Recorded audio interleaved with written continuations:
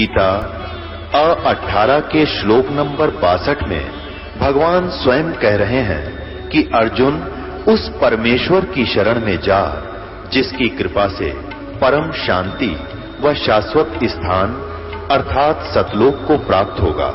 वो परमेश्वर कौन है, कहां है, कैसा है, जानने के लिए कृपया अवश्य सुनिए जगत गुरु तत्वदर्शी संत रामपाल जी महाराज के अमृत वचन। तो आश्रम से महेंद्र भगत जी ने कहा कि आप जल्दी से जल्दी उस प्रमाण की किसी फोटो स्टूडियो वाले से फोटो खिंचवा लो कि बगैर सीडी के और बगैर लाइट के अपने आप सीडी प्लेयर में और टीवी पे और टीवी के ऊपर वो उसके पर्दे के टीवी पर्दा उसके अंदर उस पर्दे के ऊपर फोटो आया हुआ है गुरु सतगुरु जी का, इस दास का।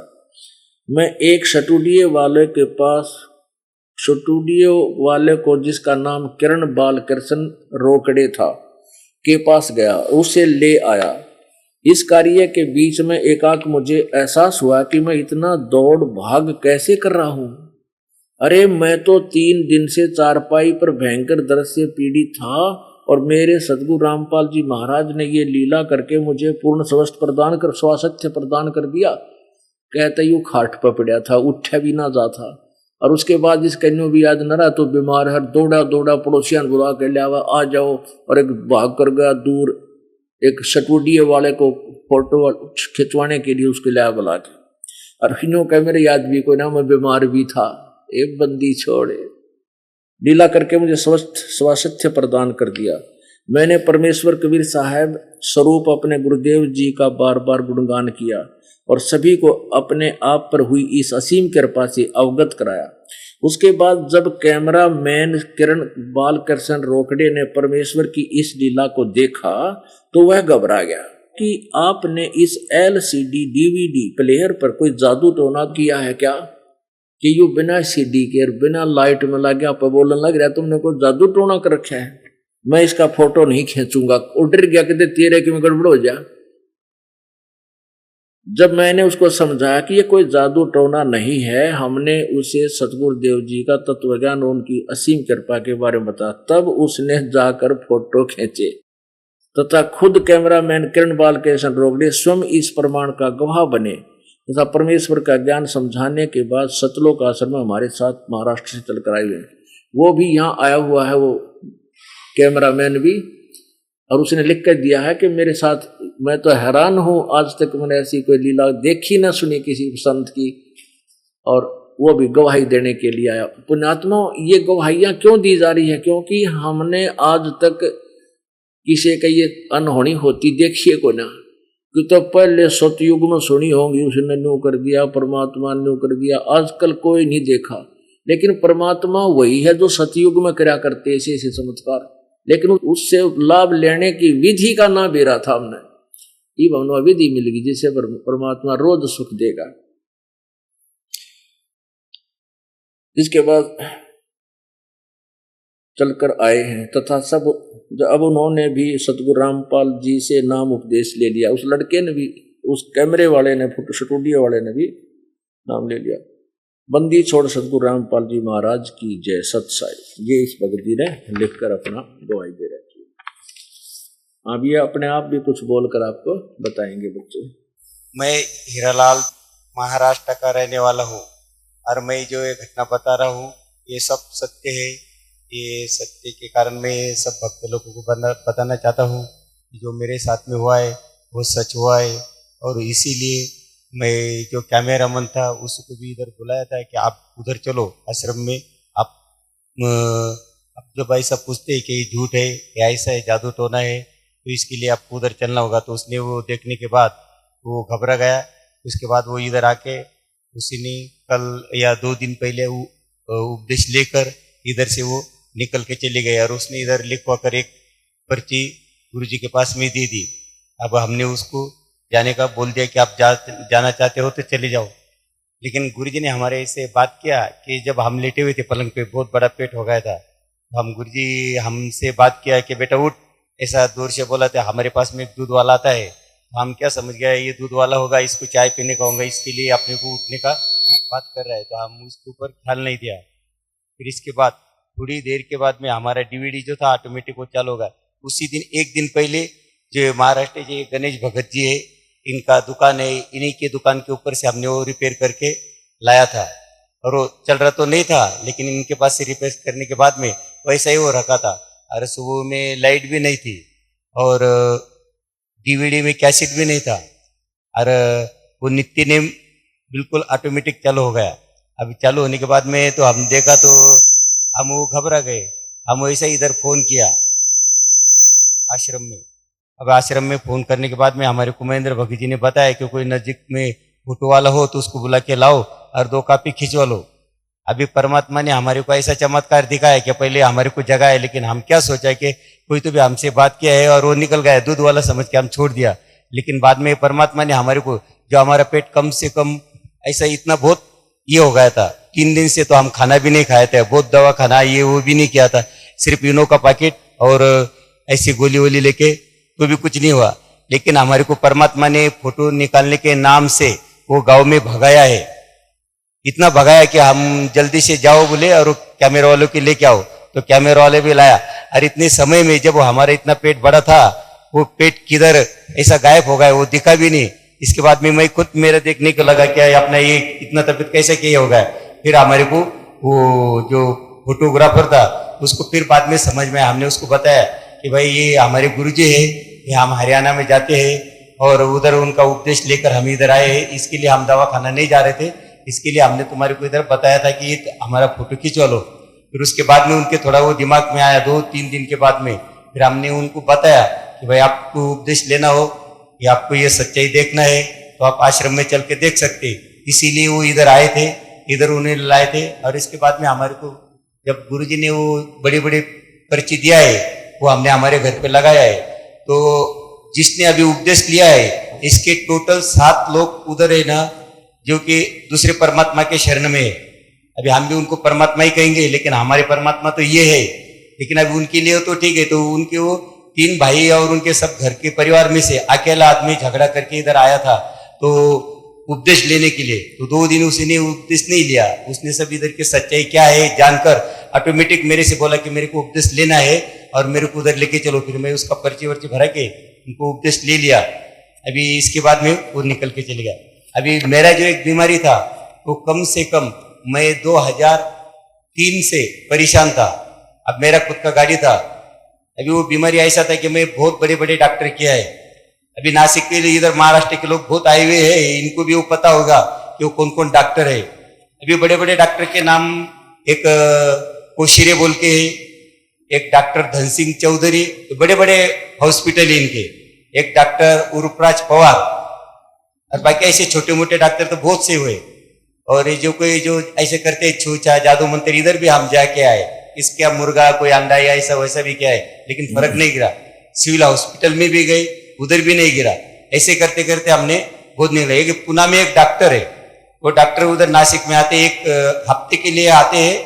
और वो हमारे ये जो अल्केश लड़का है, बड़ा लड़का, इसने वो एक दिन पेपर में पढ़ लिया, तो बोले पिताजी ये पेपर में ऐसा ऐसा लिखा है तो तुम इनके पास में जाके आओ। तो हमारा एक मुंह बोला भाई है, पुलिस में है दोनों भी, उनका एक बड़ा लड़का और ये मेरे को उधर लेके गए।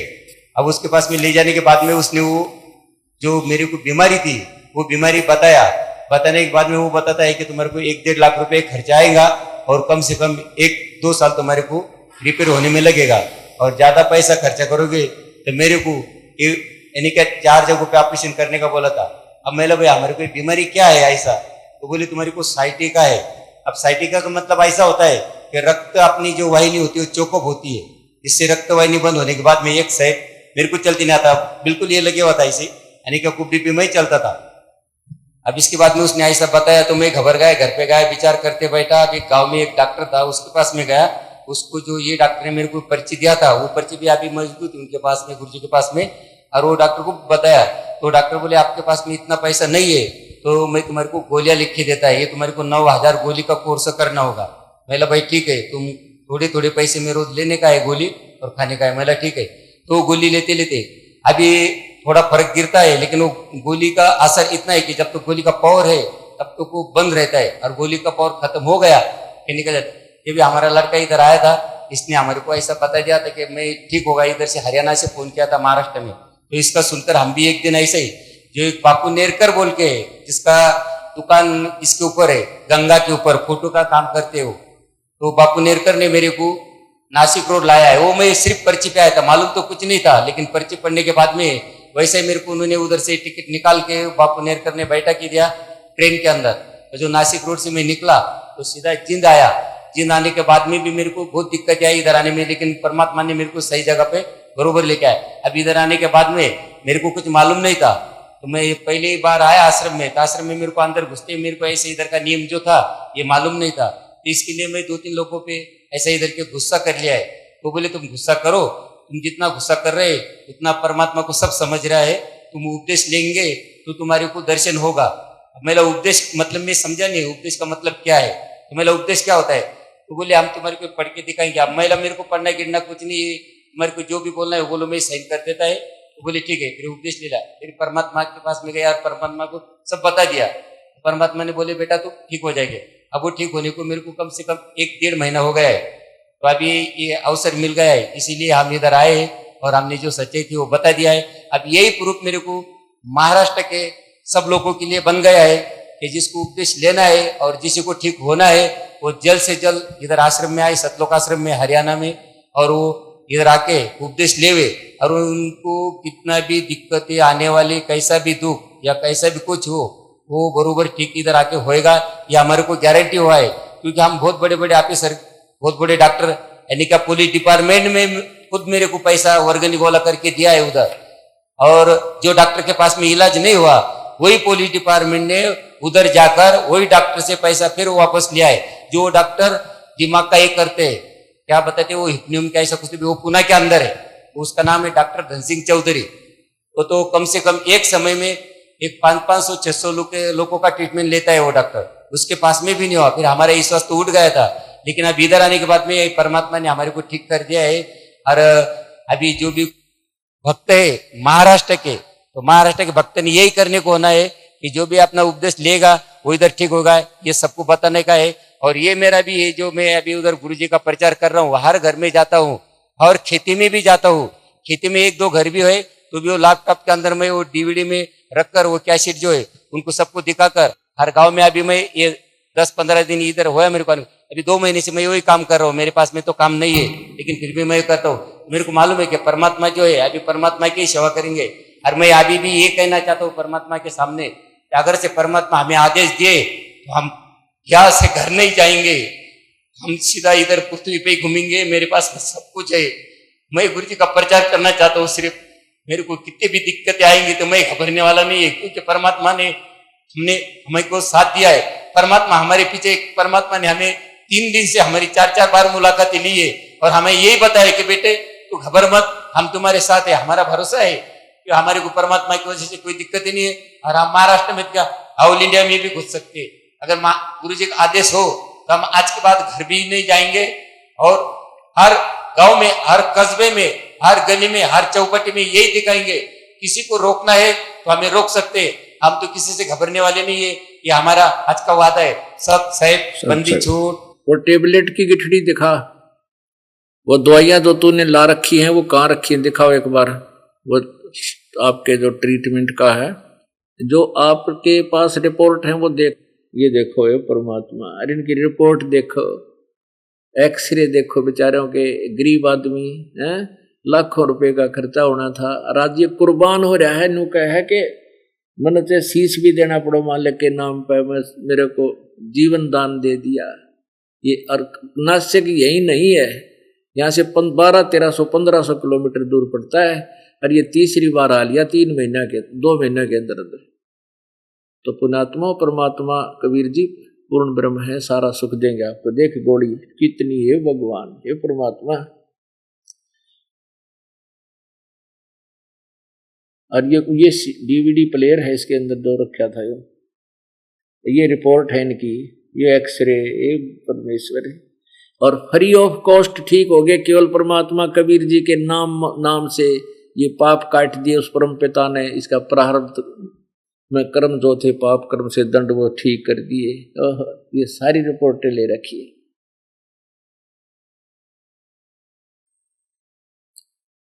बस इतना ही काफी बेटा, देख लिया। और जिसका विश्वास होना है ना पुण्यात्मा का, वो तो वही बोलेगा। और कर्महीन है उसका चाहे सिर काट कर दर दे तो भी असर ना होगा। ठीक हो गया। बोलो सतगुरुदेव की जय। परम पिता परमात्मा पूर्ण ब्रह्म सारी सृष्टि के रचनहार कुल मालिक कबीर देव जी, ये वो पूर्ण परमात्मा है जो आज से लगभग 600 वर्ष पूर्व सन 1398 में विक्रमी संवत 1455 जेठ उत्तरते की पूर्णमासी को बनारस के अंदर एक लहर तारा नामक तालाब के अंदर विकसित कमल के फूल पर शिशु रूप धारण करके प्रकट हुए थे। ये परमात्मा पूर्ण ब्रह्म है, सर्व सृष्टि रचनहार है। ये अपने सतलोक से चलकर रतधाम से चलकर आते हैं और हम काल के जाल में फंसी हुई भोली आत्माओं को हमारे निज स्थान के बारे में जानकारी देते हैं। क्योंकि यहां पर काल भगवान ने, इस ज्योति निरंजन ब्रह्म ने हम सभी को गुमराह किया हुआ है। इसने अपने स्वार्थ व समय यहां पर रोक रखा है, हमें झूठा लालच देकर यहां पर बांधा हुआ है। ये तेरा बेटा है या तेरी बेटी है, ये तेरी कार है, ये तेरी कोठी है, ये तेरी संपत्ति है। और एक सेकंड का यहां कोई भरोसा नहीं कि कब किसकी मृत्यु हो जाए। ना वो कार है उसकी, ना वो कोठी है उसकी, ना बेटा है उसकी, ना बेटी है उसकी। ये हमारे को मूर्ख बना रखा है इसने। हम सब एक पिता की संतान हैं, चाहे चींटी है, चाहे हाथी है, रंक है या राजा है, कोई पशु पक्षी देवता बने हैं। इसने अपने सूझबूझ से यहाँ एक मैथुन सृष्टि चालू करके हमारे ओरिजिनल शरीर के ऊपर 3-4 कवर इसे चढ़ा दिए कि हमारा वास्तविक अस्तित्व इसने बिल्कुल समाप्त तुल्य कर दिया। और हम अपने आप को एक जीव समझ बैठे और आपस में ही हमारे यहां नर मादा बना करके मैथुन सृष्टि के माध्यम से बाई फोर्स, यहां पर भी जो भी काम है सारा बाई फोर्स करवाया जा रहा है। जीव के अंदर इतनी वासना भर दी काल ने कि ये रजोगुण इतना भर दिया कि इसके बस की बात नहीं, ये संतान उत्पत्ति ना करे, चाहे को कितनी बात बनाता हो। ये सब सोच, अब हमारी जो आंखें बन गई हैं, मोतियाबिंद का ऑपरेशन हो गया है। अब हमें तो ये क्लियर दिखाई देने लग गया कि इसने जानबूझ कर हमें फंसा रखा है यहाँ पे, और हमें जानबूझ के इतना पीड़ित कर रखा है कि ये चल्लावा बुरी तरह हाहाकार माची रहे और इनका पिता रोए बैठ कर सतलोक में। इसने इसलिए किया है ये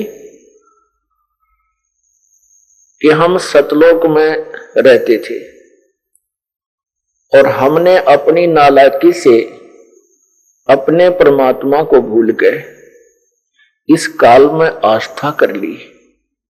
अपनात्माओं, आज जो इस समागम समापन हो रहा है, ये 4 दिन चला। कल ज्येष्ठ सुदी पूर्णमासी थी। ये इसी उपलक्ष्य में किया जाता है कि वो परमात्मा अपनी प्यारी आत्माओं को, अपने बच्चों को अपनी जानकारी देने के लिए स्वयं इस काल के लोक में आता है। क्योंकि ये काल भगवान और किसी को यहां सच नहीं बोलने देता। युधिष्ठिर ने कोशिश की थी मैं सच बोलूं, लेकिन लास्ट में उस पर भी झूठ बुलवा दी। पुण्यात्माओं, और किसी को भी सत्य मार्ग नहीं ये बताने देता। कितने ही मैं ऋषि पाक रहे थे, इसलिए इन्होंने किसी ने भी ज्ञान नहीं था भक्ति के बारे में, कह भी नहीं जानते थे। हाँ, अन्य उपासनाएं करवा दी, जैसे तप कर लिया, सिद्धियां आ गई, जैसे अगस्त ऋषि ने 7 समुद्रों को एक ही घूंट में पी लिया, ये सारी उम्र डले ढोंड पे लगे रहे और एकाधी कोई ऐसी सिद्धि प्राप्त कर लेते जिससे उनकी यहाँ तुति बोल जाती, प्रसिद्धि हो जाती और मान बढ़ाई की भूख में वो अपना जीवन नष्ट कर जाते।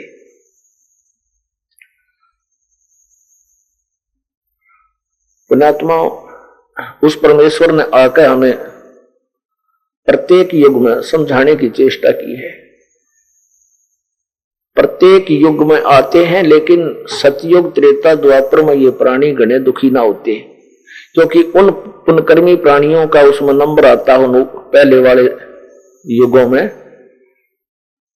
जो बहुत पुण्यकर्मी प्राणी होते हैं, जिनके पुण्यों के आधार से ना उनको कोई रोग होता है, ना कोई व्यवसाय में विशेष घाटा होता है, ना कोई उनको आपत्ति आती है और ना कोई ऐसी विशेष प्राकृतिक आपदाएं आती हैं जब तक उनके पुण्य ठीक चलते हैं।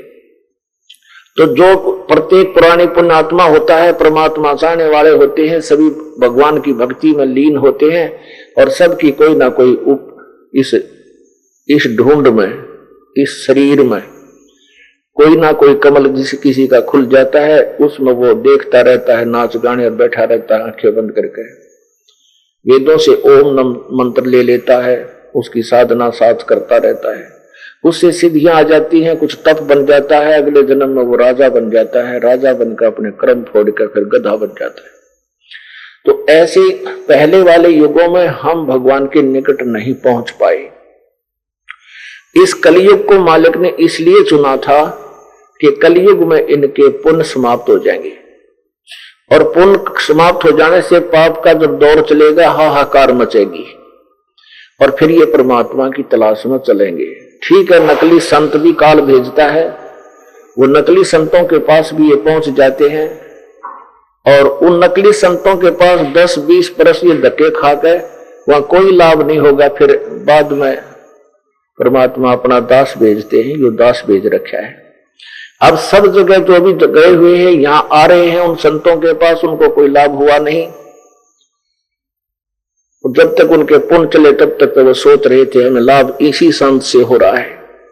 जब उनके पुण्य समाप्त हो गए, पाप का दौर चला, हाहाकार मचगी, किसी का कैंसर हो रही है, किसी की रीढ़ हड्डी में खराबी होगी, किसी का व्यवसाय का नाश हुआ पड़ा है, तो रोते हैं आकर के हमने वहां 30 वर्ष खो दिए फलाने पंथ में, हमने 20 वर्ष खो दिए फलाने पंथ में, कोई लाभ नहीं हुआ, बुरा हाल हो रहा है। तो परमात्मा ने इसको युग को इसलिए चुना था कि परमात्मा ने ये समय इसलिए चुना था कि पहले ये नकली पंथ संत सारे चला लेंगे और इन्होंने जो कुछ भी कहना सुनना होगा सारी अपनी कह सुनकर ये फाइनल कर लेंगे और फिर परमात्मा ने अब इनकी सबकी जड़ दिखा दी। सभी पंथों में क्या साधना है, वो के मंत्र बतावे हैं, के क्या ज्ञान देते हैं, ये सभी पंथों के हमारे पास उपलब्ध हैं और श्रद्धालुओं को भी खूब पता है। तो अब ये सभी के सभी नष्ट हो जाएंगे, ये पंथ नहीं रहेंगे, चाहे ये राजनीतिक दल बेशक बन जाओ, लेकिन ये भक्ति मार्ग पर नहीं रह सकेंगे। ये कुछ ही दिनों की बात है, आप देख लेना, क्योंकि इनके पास ज्ञान तो है नहीं, भक्ति मार्ग है नहीं, पुण्यात्मा वार करेंगी क्या? जिनको ज्ञान होता जाएगा वो डांट ठोक देंगी, भाग्य होंगे यहाँ पर दौड़ कर अपने भगवान के पास चलेंगे। इस काल भगवान ने हमारे को इतना पीड़ित किया हुआ है। पहले तो मनुष्य जीवन में कोई सुखी नहीं, कोई भी सुखी नहीं है। और मान लीजिए इस झूठे सुख में ये माया के ऊपर सवार होकर कुछ दिन चल लेते हैं, जो सोचा हम सुखी हैं, लेकिन सुखी तो नहीं है वो, पर हमने ऐसा लगता है जैसे ये सुखी हो, लेकिन न जाने कब के बिजली गिर जा, कोई बेटा मर जा, टांग कट जा, कैंसर हो जा, पता नहीं और कोई आपदा ऐसी एकदम आ पड़े। जैसे सन 2000 के अंदर गुजरात में भारतवर्ष गणतंत्र दिवस मना रहा था, 26 जनवरी, और सब छुट्टी के दिन सब सुबह 8-9 बजे अपने घर में बैठे, कोई चाय पी रहा, कोई रोटी खा रहा, कोई टीवी देख रहा, 26 जनवरी देखने की तैयारी कर रहे सारे सब के सब घर में, क्योंकि छुट्टी थी। और विशेष एक पर्व भी था। उसी समय ऐसा भूकंप आया, 3-3 मंजिल की कोठियां जो बनाने में 2-2 पीढ़ी लगी होंगी उनकी, और सारे के सारे उन्हीं के नीचे दबकर समाप्त हो गए। लाखों की संख्या में वो मनुष्य नष्ट हो गए। कोई कुछ स्कीम बना रहा था, कोई कुछ स्कीम बना रहा था, किसी की लड़की बहनी थी, किसी ने कार लेनी थी, किसी ने रजिस्ट्री करवानी थी, और सब धरा धराया रह गया। तो परमात्मा कहते तुम्हारे को धोखे में रखा हुआ इस काल भगवान ने, और तुम मेरी बात को आप मान नहीं रहे। परमात्मा रोते हैं, रोते हुए कहते हैं मैं रोवत हूं सृष्टि को, सृष्टि रोवे मोहे। और कहे कबीर हमारे वियोग को, और समझ नहीं सकता कोई। मैं तो अपने बच्चों को रोता फिरता हूं कि आ जाओ तुम मेरी शरण में आ जाओ, अब भी तुम्हें माफ कर दूंगा, तुम चलो अपने लोक में जहां से तुम आए हो। वहां तुम्हारे बहुत बड़े बड़े महल हैं, वो हीरे पन्ने जड़े हुए हैं, वो ऐसा स्थान है जहां किसी चीज का अभाव नहीं है। वहां जरा मरण नहीं है, जरा मीन बुढ़ापा, मरण मीन मृत्यु नहीं है। ये सचकर मान लेना पुण्यात्माओं, क्योंकि हमने ये ज्ञान सुना नहीं था। और इस राधा स्वामी पंथ धनतर सदगुरु पंथ वाला ने जब कुछ सतलोक का की जिक्र किया तो उन्हें कहेगा बेरा नहीं था। वो कहते हैं सतलोक में तो प्रकाश ही प्रकाश है, परमात्मा निराकार है, और परमात्मा में ऐसे समा जाना है जैसे बूंद समुद्र में। अब बूंद समुद्र में जाना है तो कौन डूब कर मरेगा वहां पर, किसकी इच्छा बनेगी सतलोक में जाने की? कोई बात हुई या? और स्वयं वो करने नो दीदार महल में प्यारा इस पद में लास्ट में परमात्मा कबीर जी ने लिखा है कि वहां सतलोक में जाने के बाद प्राणी की अब इस जीवात्मा का शरीर 16 सूर्य जितना तेजो में होता है, वहां इतना तेजो में उसका शरीर मिलता है। साकार है वहां पर जीव, ये हंस रूप में है, वहां जीव नहीं रहता, हंस रूप में हो जाता है। हंस मनुष्य जैसा ही है, लेकिन हंस उसको कहते हैं जो विकार रहित हो, और उसका तेजो में शरीर हो जाता है। और वहां परमात्मा भी परमहंस रूप में है, और जैसे आत्मा और परमात्मा कहते हैं ऐसे ही हंस और परमहंस समझो। तो वहां करने नो दीदार महल में प्यारा है, उसकी लास्ट कली में लिखा है कि वहां सतपुरुष के सिर पर वो यहां से गई हुई आत्मा प्यार तय खुशी में अपने भगवान के सिर ऊपर चौड़ करती है। अरे भले अंधो तुम निराकार बताओ, और जिस शब्द का सहारा लेकर तुम सतलोक के गुण गाओ उसमें साकार बता रहा, क्योंकि भगवान साकार है, उसके ऊपर वो हंस आत्मा चौड़ करती है। पुण्यात्माओं, इस परमात्मा ने आके बताया, मुल्ला माया मग में बैठी हंसा चुन चुन खाई, ये ज्योत स्वरूपी कहे निरंजन में ही करता भाई। एक न करता दो न करता नौ ठहराए भाई, 10वां भी धुंधर में मिल जा सत्य कबीर दुहाई। परमात्मा कहते हैं यहाँ पर यो ज्योत निरंजन यो ब्रह्म का मैं भगवान हूं और परमात्मा है कोई ना। और एक में भी काम ना चले न 9 अवतार बना दिए, 9 भगवान इन्हें सिद्ध कर लिए, इन अवतारों को भी ये परमात्मा कहते हैं।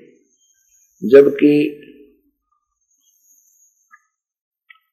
शिव पुराण रुद्र संहिता में ये काल भगवान ज्योति निरंजन ब्रह्मा और विष्णु जी को कहता है कि मैं ईश हूं, मेरे अतिरिक्त और कोई भगवान नहीं है, और तुम भगवान नहीं हो। अब परमात्मा की वाणी सूक्ष्म वेद में पहले ही लिखा हुआ था कि ज्योत स्वरूपी कहे निरंजन, और मैं करता भाई, ये भगवान बने बैठा है यहाँ पर कि मैं भगवान हूं और परमात्मा से है कोई नहीं। तो इस प्रकार वर्णित कर दिया इस काल ने हम सभी को। इसके लिए देखिएगा प्रमाण। पुण्यात्माओं, ये ऐसा जटिल प्रश्न बना दिया, विषय बना दिया इस काल भगवान ने, मिसगाइड करके प्यारी आत्माओं को, कि इस अंधकार को हटाने के लिए पल पल में प्रमाण की आवश्यकता पड़ेगी, नहीं तो यो मन 1 सेकंड भी नहीं सुने परमात्मा की इस सत्य ज्ञान को। इतना कड़वा है। रुद्र संहिता में आपको दिखाते हैं कि एक बार ब्रह्मा विष्णु जी की आपस में लड़ाई होगी। इस बात पर होगी कि ब्रह्मा जी कहता मैं तेरा बाप विष्णु जी को, विष्णु जी कहता मैं तेरा बाप, तू मेरे नाभि कमल से उत्पन्न हुआ है। दोनों का आपस में गुट्टम गुट्टा, जैसे तीसरी चौथी कक्षा के बालक लड़ा कर आपस में, वो कहेगा मैं तेरा बाप, दूसरा कहेगा मैं तेरा बाप, दे मुक्का मुक्का। और फिर टीचर के पास जाते हैं दोनों। टीचर पूछता है भाई क्या झगड़ा तुम्हारा? एक कहता जी यूडो बोला मैं तेरा बाप, वो कहेगा ना जी पहले इसने कहा था मैं तेरा बाप, इसलिए लड़ रहे थे। तो ये जिनको हम भगवान मानना थे, जिनके हम आसरा लिए बैठे थे, तो उनकी यह दशा है। पहली तीसरी चौथी कक्षा के बालक से भी निम्न सतन के विचार, उनकी क्रियाएं हैं, तो वो हमें कहां पार उतारेंगे? ये ब्रह्मा और विष्णु। देखिएगा अपनात्मा, ये ज्ञान घना जरूरी होगा आपको बार बार समझाना और दिखाना। नहीं तो कबीर साहब की महिमा इतनी गा दूं आपके सामने, आख्या मगर पानी पड़े आपका, ऐसी लीला है उस मालिक की। लेकिन वो आपको जब सुहावेंगी, तब सुहावेंगी जब आप इस दृढ़ हो जाओगे Kabir is God, nothing else. फिर देखना, जैसे हम रामकृष्ण जी को फाइनल वाल बैठे थे, कोई ऑब्जेक्शन नहीं था, सभी एक तरह की कथा सुनते सुनते हम बहरे हो लिए थे। और उनके बारे में जो भी कथा सुनाई जाती थी, सुदामा और कृष्ण जी की कथा सुनाते थे, तो आंखों में तो पानी पड़ा करता हमारा कि सुदामा गरीब था, ऐसे जाकर खड़ा हो गया, फिर भगवान भाजे आए, दौड़े आए, फिर उनको सीने से लगा लिया। ये तो एक नेक आत्मा का प्रथम कर्तव्य बना है कि अपने मित्र और साथी और रिश्तेदार को इतना प्यार दे, जो दुखी हो उसका सहयोग दे। लेकिन इन्हीं क्रियाओं से हमने उनको भगवान मान लिया।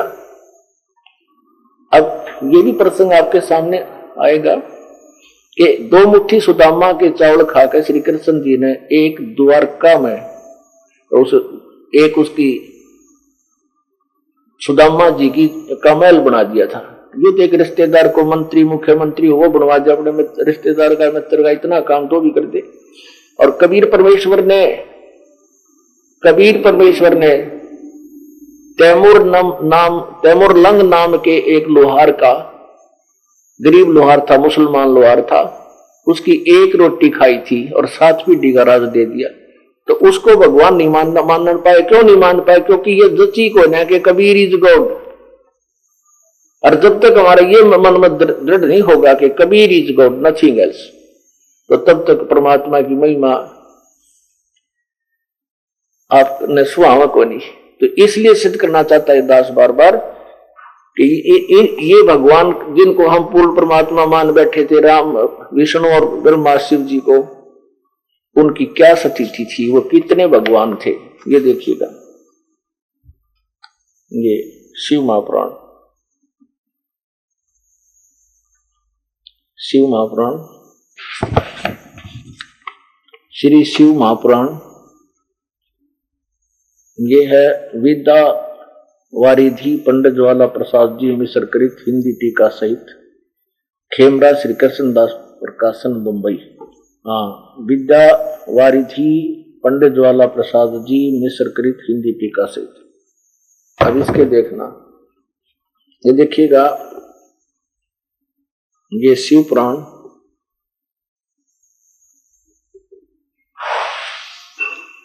और विद्वेश्वर संहिता भाग 1 और अध्याय 6 में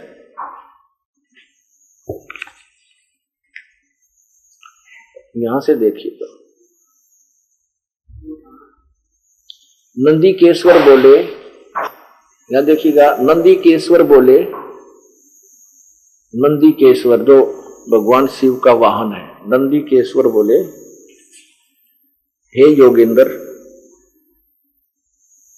हे योगेंद्र, आगे एक समय विष्णु भगवान से सैया पर अपने गरुड़ आदि पार्षदों से संयुक्त लक्ष्मी सहित शयन करते थे, लेटे हुए थे।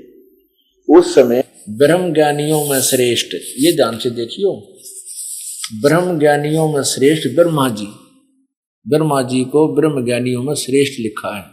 और आगे इनकी क्रिया देखना, अपनी इच्छा से ही वहां आए, सब प्रकार सुंदर सेज पर शयन करते हुए यानी सोते हुए कमल लोचन विष्णु जी से पूछने लगे, तुम कौन हो?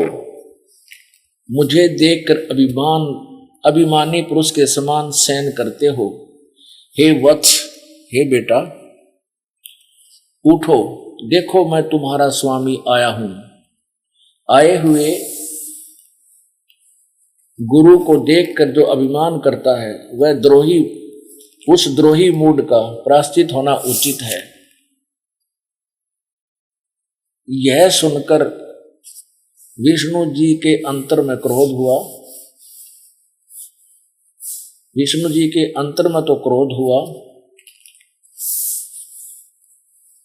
परंतु बाहर से शांत रहे और बोले, वत्स, विष्णु जी बोले, बेटा तुम्हारा मंगल हो, बैठो, इस आसन पर विराजो। इस समय तुम्हारे नेत्र कुटिल और मुख वक्र क्यों है, यानी टेढ़ा मुंह क्यों कर रहा है, क्यों हो रहा है? ब्रह्मा जी बोले, हे वत्स, हे बेटा विष्णु, तुमको समय के प्रभाव से अभिमान है। हे पुत्र, मैं तुम्हारा रक्षक और जगत का पितामह हूं। विष्णु जी बोले, यह तो सब जगत मुझ में सतीत है, तुम चोर के समान किस प्रकार अपना कहते हो? तुम मेरी नाभि कमल से उत्पन्न हुए हो, इससे मेरे पुत्र हो, मुझे पुत्र कहना व्यर्था है। अब नंदीकेश्वर बताया है। नंदीकेश्वर बोले, इस प्रकार ब्रह्मा विष्णु दोनों ही रजोगुण से मुग्ध होकर विवाद करने लगे। मैं श्रेष्ठ हूं, मैं स्वामी हूं, ऐसा कहकर एक दूसरे को मारने की इच्छा से और युद्ध करने में उत्सुक हुए। आगे देखियो। तब संपूर्ण देवता विमान में बैठकर उस महा अद्भुत युद्ध देखने को चले आए और आकाश में उनके ऊपर फूल बरसाने लगे। ओहो, ये हमारे देवता देख लो। अब दो आदमी लड़े हैं, दो व्यक्ति लड़ रहे हैं, ब्रह्मा और विष्णु लड़ रहे हैं और देवता ऊपर तो फूल बरसाओ, शाबाश, मरो कटके। जबकि उनका फर्ज बना था आकर के कि भगवानों, यदि तुम ही ऐसे लड़ोगे तो हमारा क्या होगा, जनता की शिक्षा लेगी आपसे। उनका फर्ज तो यू बना था बीच बचाव करने का, वह ऊपर तो फूल बरसाओ के शाबाश और दो। अब ये स्थिति है जिनको हम भगवान मानना थे, जिनसे हम कल्याण मान रहे थे, ये हमारा कल्याण करेंगे, इनका पर ना हो रहा कल्याण। तो पुण्यात्माओं, ये सच्चाई है और ये सच्चाई परमात्मा ने 600 वर्ष पहले आकर बताई थी कबीर जी ने, जो कि तो दास आपको सदग्रंथों में से रूबरू करा रहा है। लेकिन उस समय इन अज्ञानी संतों, ऋषियों, गुरुओं ने परमात्मा जी का घोर विरोध किया और कहा कि ये कबीर झूठा है, ब्रह्मा विष्णु महेश की ये तौहीन करता है, इनकी बेइज्जती करता है, इनको भगवान नहीं बताता है, इसको मारो, पत्थर मारो, डले मारो। राजा को शिकायत कर दी, राजा भी विरोधी कर दिए। उन दुष्टों ने घोर पाप आप भी सिर पे रख लिया और साथ में उस समय के राजाओं को भी दोषी बनवा दिया। लेकिन परमात्मा का वो कुछ बिगाड़ नहीं सके और सच्चाई को कुछ दिन दबाया जा सकता है, मिटाया नहीं जा सकता। पुण्यात्माओं, आज ये सच्चाई फिर ढोल के डंके से सामने आवेगी। पूरा विश्व इसको लोहा मानेगा और इसके अनुसरण करना पड़ेगा और करेगा।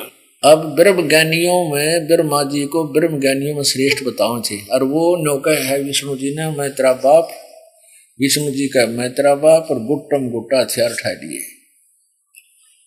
अब आगे देखो। अब ज्यादा ना सुना के दास ये बताना चाहता है, ये बताना चाहता है कि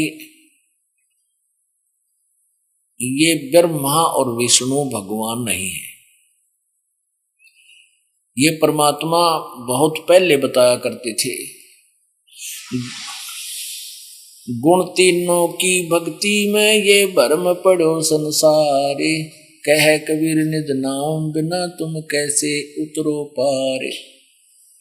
परमात्मा ने अपने सूक्ष्म बोध वेद में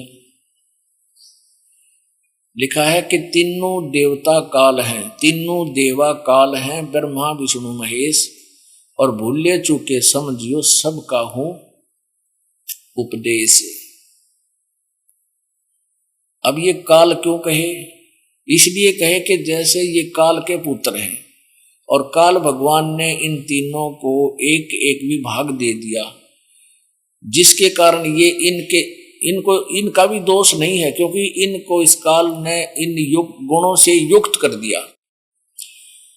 अब जैसे मिर्च का स्वभाव है तो मिर्च का की दोष है, लेकिन वो दोष भी उसी का, क्योंकि मिर्च से ही दुख होता है। जैसे छौंक लगा रसोई में मिर्चों का, और वो छींक आई तीसरे कमरे में भी, रसोई वाला न तो आवे और आसपास के अक्षेत्र में भी उसने प्रभाव डाल दिया। ऐसे ही ब्रह्मा विष्णु शिव जी एक एक गुण युक्त कर दिए इसने,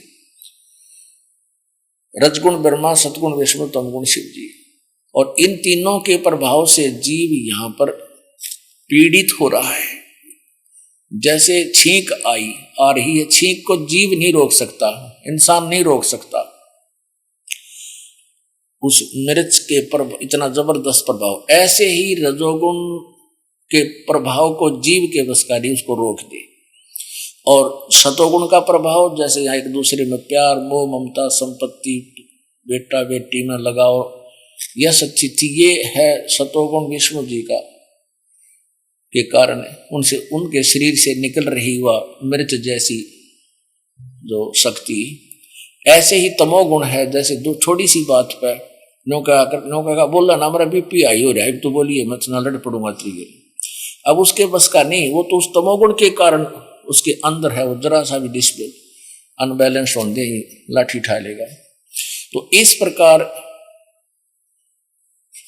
परमात्मा ने, क्योंकि ये तीनों उस काल के सहयोगी मतलब एक नंबर के सहयोगी हो गए, सर्वप्रथम श्रेष्ठ सहयोगी है जीव को यहां फंसाए रखने के लिए।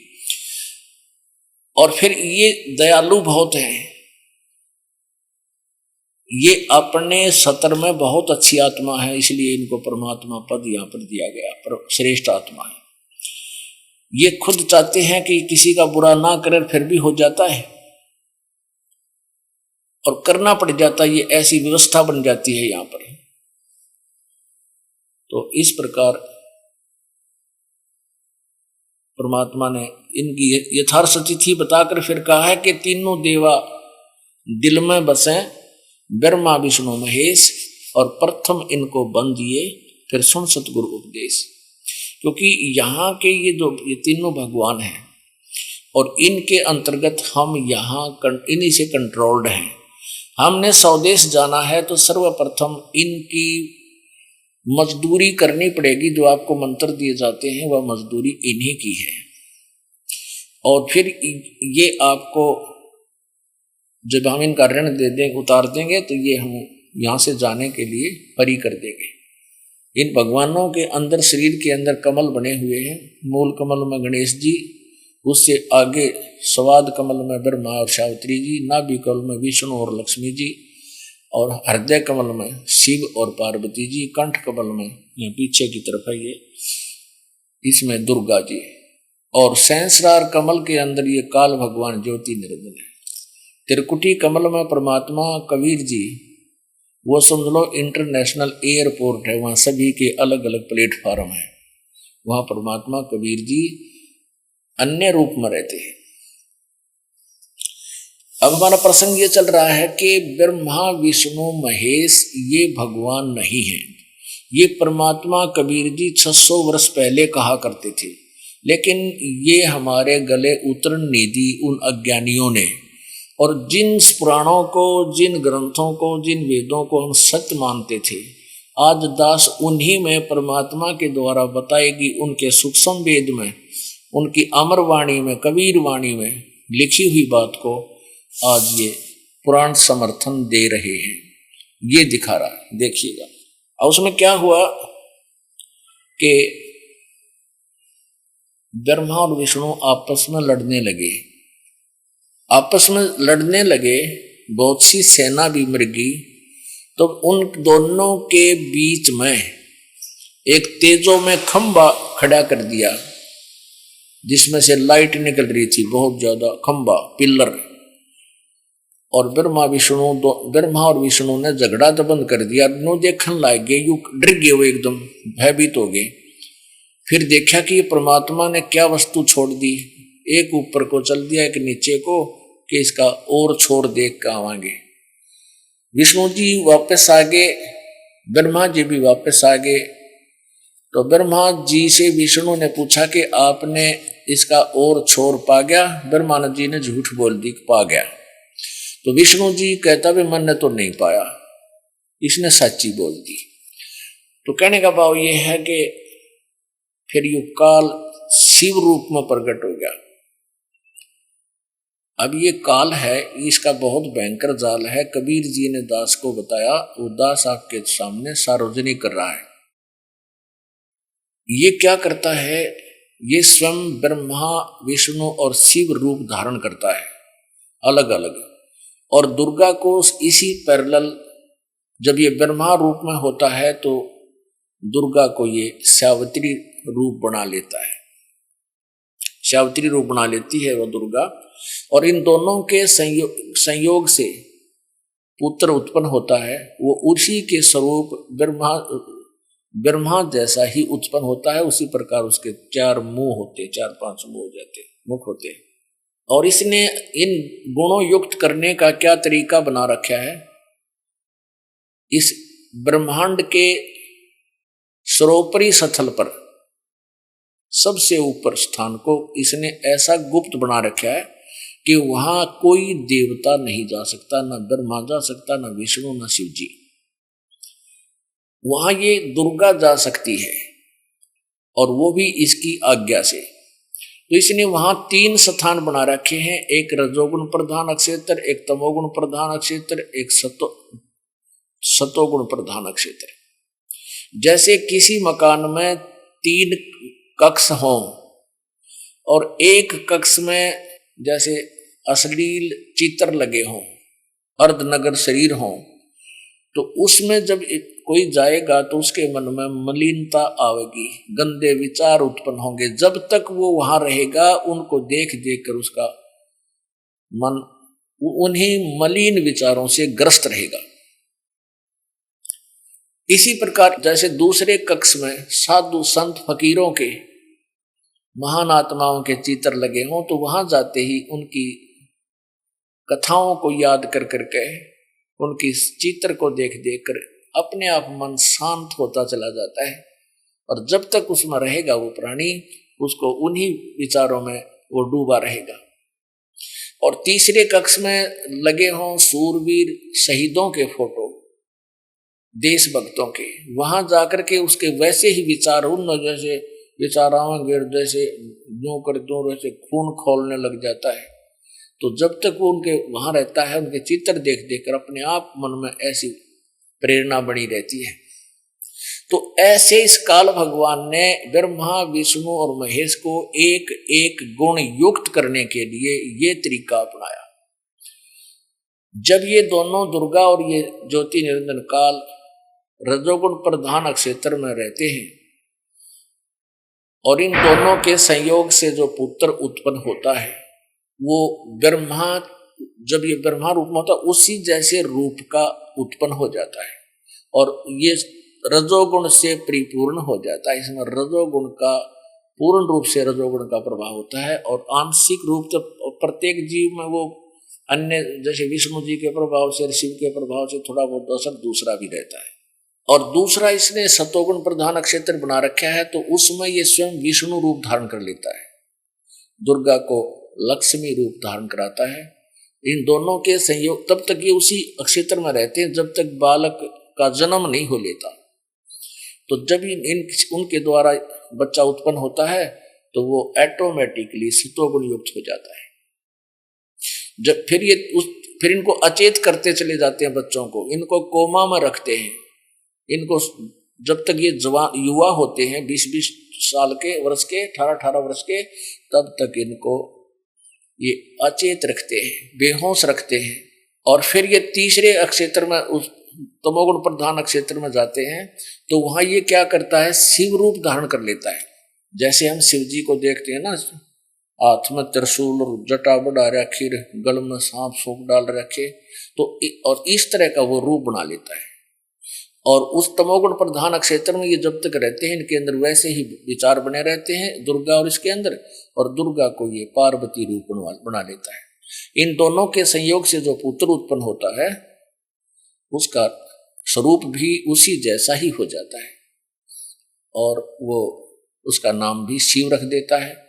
और फिर इन तीनों को बेहोश रखता है। जब ये युवा हो जाते हैं तीनों को होश में ला करके एक स्थान पर इकट्ठा कर देता है गुप्त प्रेरणा से, और फिर इनको एक एक विभाग बांट कर और अपने खाने के लिए 1,00,000 मानव श्रीधारी प्राणियों के आहार करने का इनको श्राप लगा हुआ है इस काल भगवान को।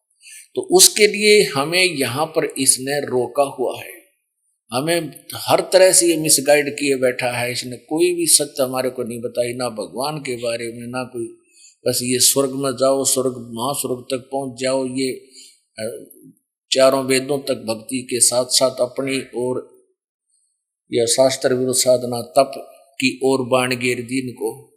तो ये ऋषिजन गलत साधना कर करके यहाँ प्रभु पा के जाते, भोली आत्माओं में सिद्धि प्राप्त करके ये प्रभु हो जाते। इनको महर्षि पता नहीं कितना सदर ये भगवान उतर गए, कपिल जैसों को भगवान की संज्ञा दे रखी थी कपिल मुनि जी को, और कपिल मुनि ने ऐसा काम करा, सगड़ के 60,000 बेटे काट दिए, मार दिए।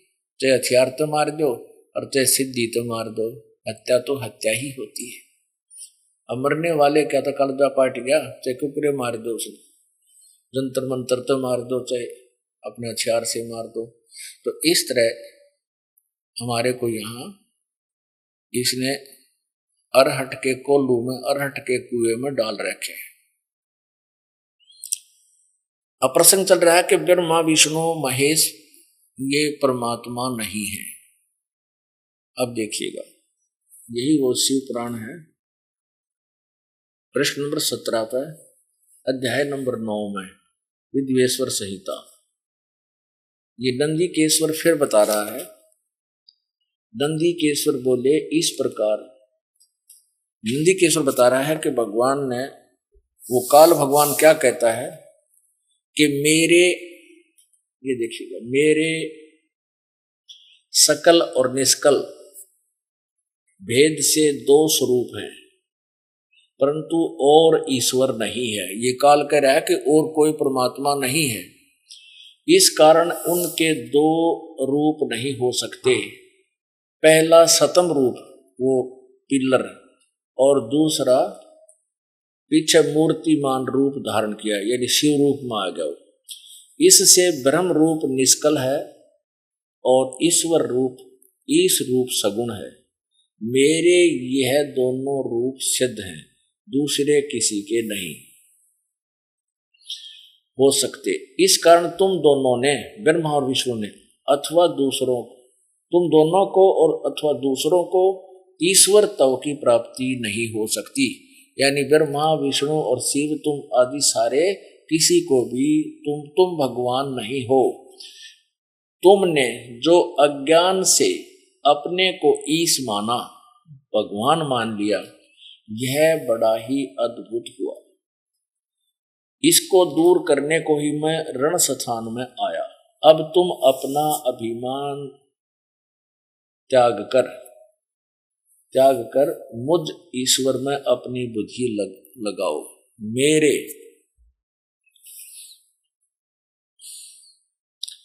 प्रसाद से लोक में सब अर्थ प्रकाश करते हैं।